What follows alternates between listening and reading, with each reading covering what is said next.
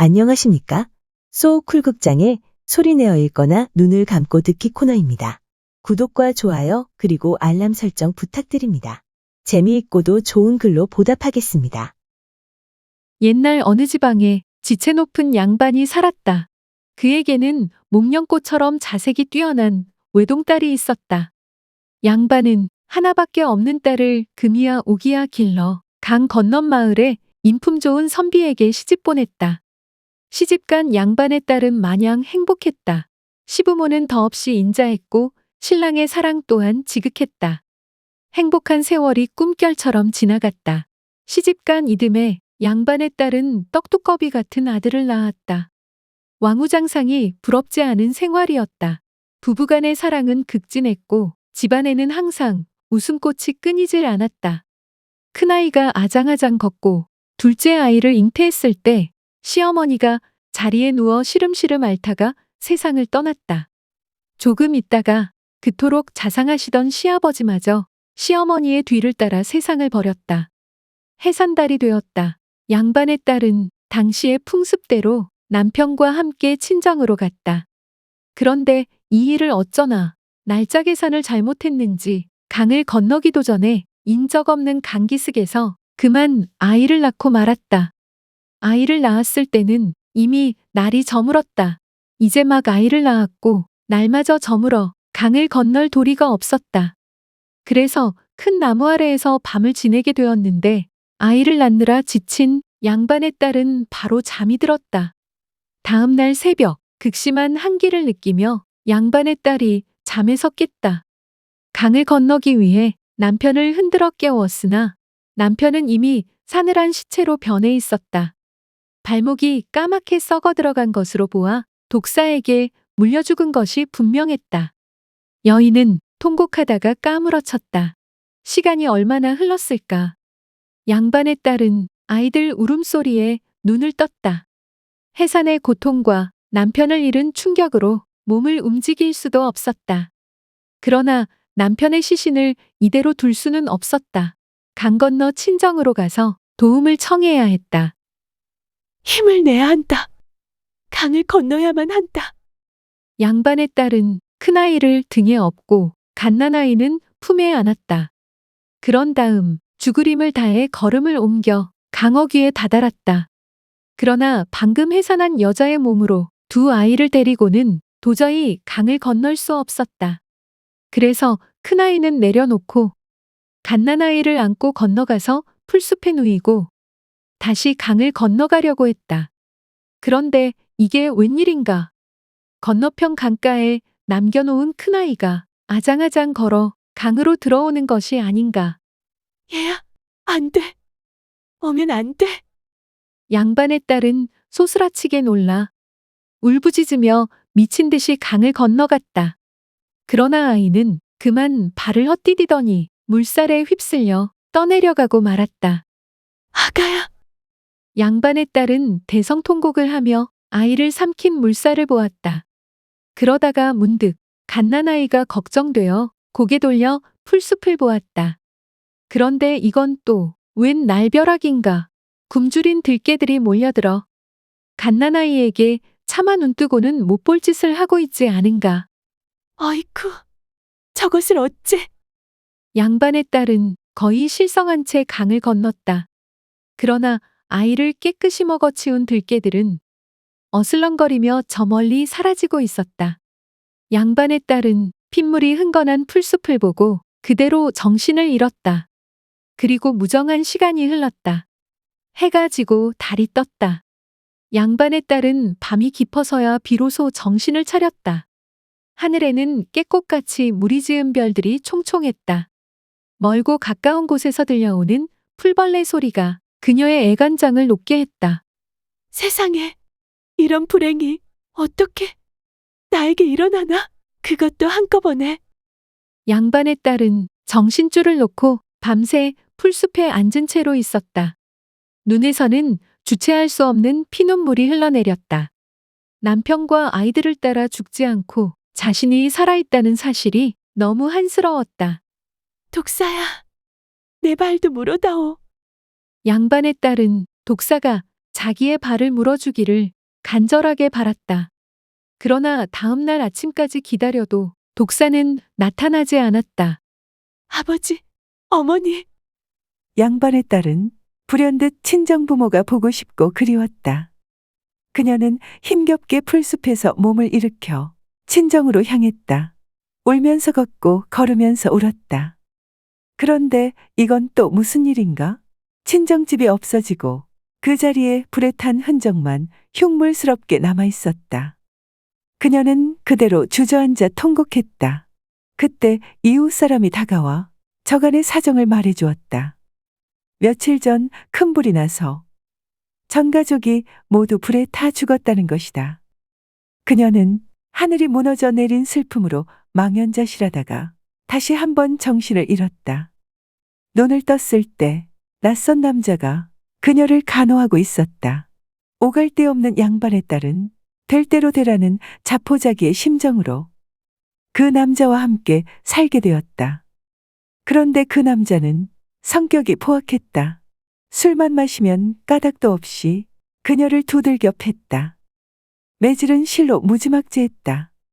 주먹을 휘둘러 얼굴을 강타하고 발길질하여 온 삭신을 터지거나 멍들게 했다. 양반의 딸은 그 남자의 매질을 견디다 못해 몰래 도망을 쳤다. 남편과 아이를 잃은 충격으로 정신도 올곧지 않은 데다 이곳저곳 떠돌다 보니 영락없는 거지 신세가 되었다. 내 인생이 어찌 이렇게도 기구하단 말인가? 양반의 딸은 하늘을 원망하며 이 집 저 집을 기웃거렸다. 다행하게도 시궁창에 빠져 신음하는 그녀를 누군가가 구제했다. 어느 산골의 나이 많은 부자가 그녀의 자색을 아깝게 여겨 후처로 맞아들인 것이다. 비렁뱅이 신세에서 하루아침에 부잣집 마나님이 된 그녀는 한동안 호의호식하며 잘 지냈다. 이제야 사람답게 살아보는가 했는데 나이가 많은 남편은 명이 길지 못했다. 어느 날 갑자기 숨을 거둔 것이다. 더욱이 그 산골 마을의 부잣집에서는 남편이 죽으면 아내가 따라서 죽는 순장풍습이 있었다. 양반의 딸은 꼼짝없이 생매장당할 처지가 되어 죽을 날만 기다리게 되었다. 하지만 양반의 딸은 세상에 미련이 없었다. 죽는 것이 두렵지도 않았다. 어서 죽어서 남편과 아들, 딸을 만나보고 싶었다. 그래, 이젠 나의 구차한 삶도 끝이다. 살아서 육대의 목숨을 부지하는 것보다는 차라리 죽는 것이 100번 낫다. 그녀는 편안한 마음으로 무덤 속에 매장되었다. 캄캄한 어둠 속에서 숨결이 가빠지고 차츰 정신이 혼미해졌다. 마침내 그녀는 소원대로 죽어가고 있었다. 사는 것이 마음먹은 대로 사라지지 않는다면 죽는 것 또한 뜻대로 되는 것이 아닌가 보다. 순장한 무덤의 부장품을 전문적으로 훔치는 도둑의 손에 양반의 딸은 죽음 직전에서 구출된다. 그냥 죽게 놔두기에는 얼굴이 너무 반반하군. 도둑은 그녀를 데려가서 자기의 여자로 삼았다. 양반의 딸은 도둑의 여편네가 되어 도둑이 훔친 음식과 물품으로 시궁창의 생쥐와 같은 삶을 살게 되었다. 그러나 그녀는 그런 생활에 차츰 길들어졌다. 도둑이 훔쳐주는 물건으로 먹고 사는 것이 아무렇지도 않게 된 것이다. 그러나 그 생활에 익숙해질 무렵에 도둑이 체포되어 형장의 이슬로 사라지고 말았다. 기댈 곳이 없던 양반의 딸은 정처 없이 떠돌다가 어떤 노인의 하녀가 되었다. 그런데 알고 보니 그 사람은 학식과 덕망이 매우 높은 훌륭한 선지식이었다.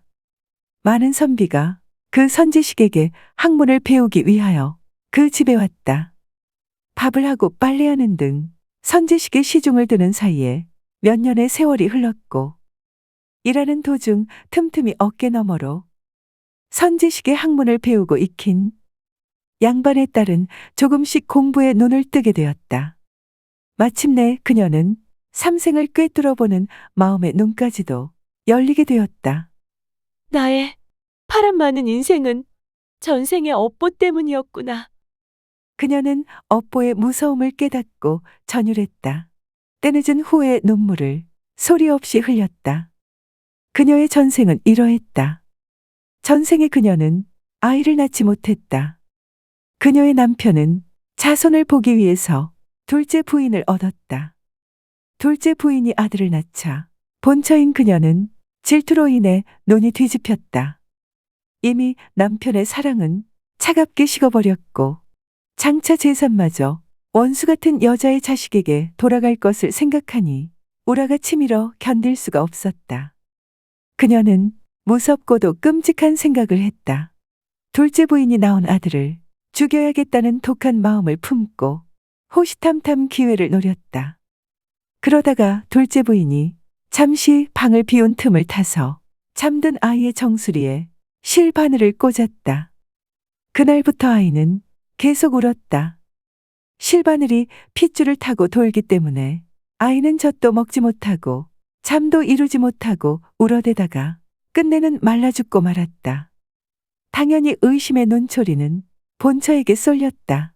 남편도, 시부모도, 둘째 부인도, 친지들도 그녀를 의심하고 추궁했다. 그녀는 시치미를 뚝 떼고 하늘에 대고 맹세했다.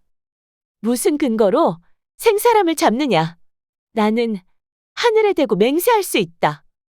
만약 내가 아이를 죽였다면 당장 천벌을 받을 것이다. 지옥이 있다면 가장 무서운 무간지옥에 떨어질 것이다. 다음 생이 있다면 내 남편은 독사에게 물려 죽고 자식은 물에 빠져 죽거나 굶주린들에게 잡아먹힐 것이며 부모 형제는 불에 타서 죽고 만나는 남자마다 비명 행사할 것이다. 본처는 이렇게 극단적인 말로 자기를 변명함으로써 책임 추궁을 면할 수 있었다. 그러나 전생에 했던 그때의 못된 말이 업장이 되어 그 업보를 이번 생에서 받은 것이다. 콩 심은 데 콩 나고 팥 심은 데 팥 나는 법. 그러니 옛 어른들이 말과 행동은 함부로 할 것이 아니라고 한 말을 새겨들어야 할 필요가 있다. 들어주셔서 고맙습니다. 용어 풀이와 참고 문헌 그리고 자료 출처는 명기만 하고 따로 읽지는 않겠습니다. 참고하시기를 바랍니다.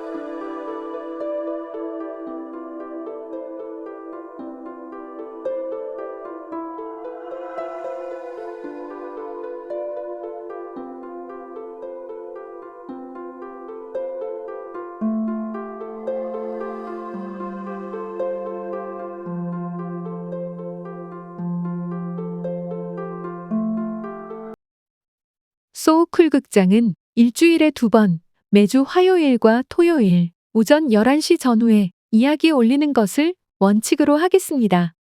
화요일은 재미있고 기이한 옛날 이야기, 토요일은 실제 일어난 사연, 사건이나 전설, 설화, 신화 등을 다루겠습니다. 반면에 쇼츠는 틈을 봐서 올리겠습니다. 고맙습니다. 다음에 만날 때까지 건강하시기를 기원합니다.